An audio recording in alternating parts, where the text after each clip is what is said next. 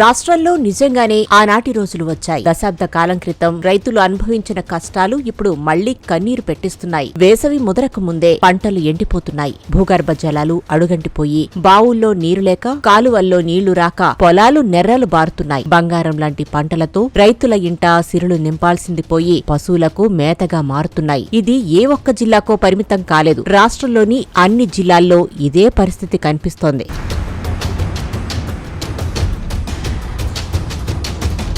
రాష్ట్రంలో రైతుల పరిస్థితి దయనీయంగా మారింది. వేసవి ప్రారంభంలోనే సాగునీటికి నానా తిప్పలు పడుతున్నారు. సాధారణంగా వరి పైరుకు ఎక్కువ నీరు అవసరం ఉంటుంది. అయితే గతంలో యాసంగి పంటకు కూడా నీళ్లు వచ్చాయి. కాబట్టి ఈసారి నీళ్లు కూడా వస్తాయన్న ధీమాతో చాలా మంది రైతులు పెద్ద మొత్తంలో వరి సాగు చేశారు. ఇతర ఆరుతడి పంటలు కూడా వేశారు.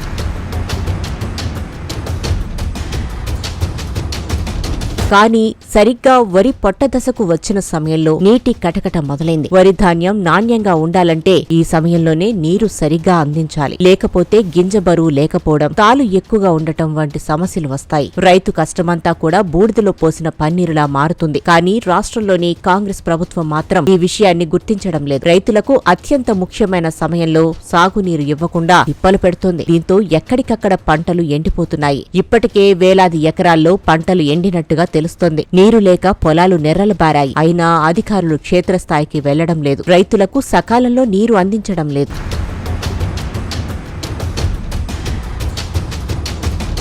నల్గొండ నియోజకవర్గంలో సాగునీటి కోసం అన్నదాతలు రోడ్డెక్కారు. ఉదయ సముద్రం ఎస్ఎల్బీసీ కింద పారుగంత ఉన్న మామిడాల, పజ్జూర్, ఇండ్లూర్, గోరెంకలపల్లి, మండలాపురం గ్రామాల్లో గత 20 రోజులుగా సాగునీరు అందక పొట్టదశలో ఉన్న పొలాలు ఎండిపోతున్నాయని రైతులు ధర్నా నిర్వహించారు. ముఖ్యంగా ఎస్ఎల్బీసీ కింద D40, L11 తూముల ద్వారా తమకు సాగునీళ్లు వచ్చేవని, కానీ ఇరిగేషన్ అధికారులు తమకు నీళ్లు ఇవ్వకుండా తూములకు సీల్ వేశారని ఆరోపించారు. తూముల సీల్ తొలగించి తమ పంట పొలాలకు నీళ్లు ఇవ్వాలని డిమాండ్ చేశారు.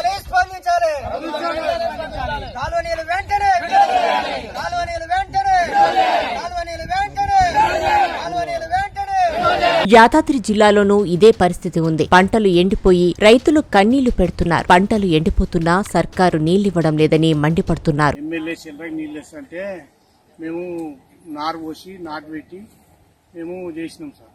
చేసినందుకు మాకు నీళ్ళు ఇయ్యలే, మా చెల్లెకి నీళ్ళు రాలే, మాకు బోరింగ్ పోయేలే. మరి ఎక్కడైనా నీళ్లు ఉన్నాయి కదా సార్, మరి మా ఊరికైనా తీసుకురావచ్చు. ఇన్ని నీళ్లు చెరువు నింపుకుంటే మేము ఇంత బతుకుతాం కదా. కాంగ్రెస్ వచ్చి కాంగ్రెస్ అట్నే చేసిరి. ఇక తెలంగాణ అంటే గట్టిన ఆయన గెలిచినప్పుడు ఇంత కాలం అయింది, ఏదో పంటలు అయినాయి, ఏదో జర బతికినాం.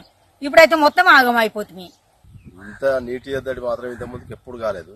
ఇప్పుడు ఈ పొలం కూడా అన్ని పొలాలు ఎండిపోయినా కానీ ఇక్కడ మాత్రం వాటర్ ఉండేది.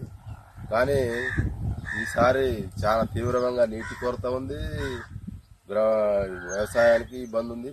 ఊర్లో కూడా వారం రోజులకు ఒకసారి నీళ్ళు వచ్చే పరిస్థితి ఉంది. ఇటీవల పంట పొలాలు సందర్శనకు వెళ్లిన మాజీ మంత్రి జగదీష్ రెడ్డి అక్కడి పరిస్థితిని చూసి కన్నీళ్లు పెట్టుకున్నారు. వ్యవసాయాన్ని పండగ చేయాలని తాము నీళ్లిస్తే రేవంత్ రెడ్డి వచ్చాక పంటలను ఎండబెడుతున్నారని మండిపడ్డారు. ఇప్పుడు నీళ్ళు ఇస్తే పైన ఇంకొక 3 ఎకరాలు బతుకుతుంది, నాకు కనీసం దాంతోనన్నా పెట్టుబడి వెళ్తుంది అని చెప్పి ఇంకా కొస ప్రాణంతో ఉన్నారు. చివరి ఆశతో ఉన్నారు, దింపుడు గల ఆశతో ఉన్నారు రైతాంగం.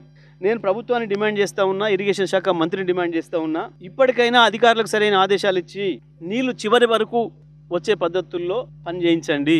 యాసంగిలో సాగునీటి కొరత ప్రభావం వరి సాగుపై భారీగా పడింది. నాగార్జున సాగర్ తో పాటు కడెం, SRSP, నిజాం సాగర్, కాళేశ్వరం అనుసంధాన ప్రాజెక్టుల నుంచి అవసరమైన సాగునీళ్లు అందుబాటులో లేకపోవడంతో వరి సాగు భారీగా తగ్గింది. గతంతో పోల్చితే మొత్తం 7 లక్షల ఎకరాల్లో సాగు తగ్గింది.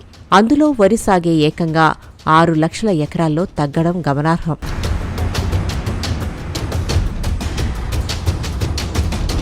ఉమ్మడి కరీంనగర్, వరంగల్, మెదక్, నిజామాబాద్, నల్గొండ, ఖమ్మం జిల్లాల్లో భూగర్భ జలాల మట్టం చాలా వరకు తగ్గిపోయింది. కొన్ని జిల్లాల్లో అత్యంత ప్రమాదకర స్థాయిలో పతనమయ్యాయి. గత ఏడాది ఫిబ్రవరిలో 7.34 మీటర్లు ఉన్న రాష్ట్ర సగటు భూగర్భ జల మట్టం ఈ ఏడాది ఫిబ్రవరి నాటికి 8.7 మీటర్లకు పడిపోయింది. ముఖ్యంగా గత జనవరిలో 7.72 మీటర్లు ఉన్న భూగర్భ జలాలు నెల రోజుల వ్యవధిలోనే 1 మీటర్ వరకు క్షీణించింది. 8.7 మీటర్లకు చేరాయి. దీంతో చాలా కాలం తర్వాత ఉమ్మడి కరీంనగర్ జిల్లాలో పూడికతీత క్రేన్లు దర్శనమిస్తున్నాయి. పంటను కాపాడుకునేందుకు నీళ్ల కోసం చివరి ప్రయత్నంగా రైతులు బావుల్లో పూడిక తీస్తున్నారు.